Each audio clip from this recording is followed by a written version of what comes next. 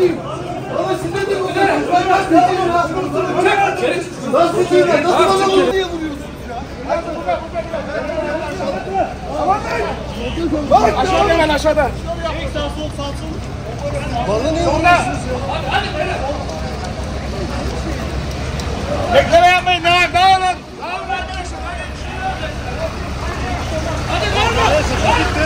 Bitti devam et. Ben vuruyorum. Şu an içinde suç senin. Sen polisi yüzünü çekemezsin. Abi Çekemez. Arkadaşlar çok. ne yapalım? Nereye çekeceğim? Merak etmeyin burada. Dağılalım ya. Dağılalım arkadaşlar. Dağılalım, bir şey yok. Olmayanlar devam etsin. Hala bir şey yok. Cihazınızın teknik imkanlarını kullanın. Hayır. Geriye çekilin. Bakın lütfen diyorum. Arkadaşımıza bu Lütfen şekilde diyorum. müdahale edemezsin. Bakın size lütfen diyorum. Geriye çıkın. Lütfen geriye çıkın. Arkadaşımıza Hayır, müdahale geriye etmeyi bırakın. Lütfen geriye. Şöyle yukarı çıkın. Lütfen. Kalkan bırakın buraya. Kalkan bırakın. Madem böyle ben de burada çekim yapıyorum. Dokunmayın bana. Buyurun. Dokunmuyorum. Buyurun. Hadi buyurun. Dokunmuyorum. Tamam dokunmuyorsun. Dokunmuyorum. Hanımefendi dokunmuyorum. Dokunan yok. O zaman gelme. Nereye gidiyorsun? Dokunmuyor size. Lütfen. Lütfen diyorum bak. Tamam burada. O zaman gidin buradan. Ben zaten Tamam sesinizi yükseltin. Tamam. Siz karar. Tamam. İşinizi yapın. Herkes işini yapsın. Herkes işini yapsın. Polis işini yapın. Polis işini yapın.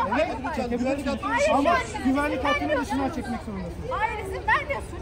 Ben burada çekim Veriyoruz yapıyorum. hanımefendi. Buradan çekebilirsiniz. Buradan Bir güvenlik hattı var. Güvenlik hattının dışına sadece çıkmak zorundasınız. 3 tane milletvekili var. Başka hiç kimse yok. Tamam mı hanımefendi? Bir güvenlik hattı var. Kesin işkence de bu. İçeride. Bazen de ittiğiniz için. Ben mi? Şiddet değil. Ben mi? Şiddet Ben uyguladınız mi? ya. Arkadaşınız uyguladı. az- Nasıl görmediniz? Az önce Haftan yaptığınız anlasaydım. O yüzden. ne dediniz? Siz ettiniz dediniz. Tamam. Siz derken geneli dediktim. Ben de burada çekim yaptım. Şu an artık getiremezsiniz.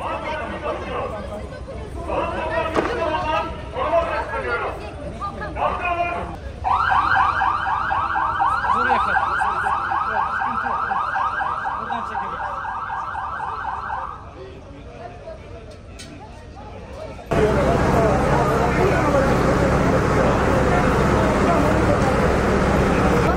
Güvenlik hattı dışına çıkar mısın?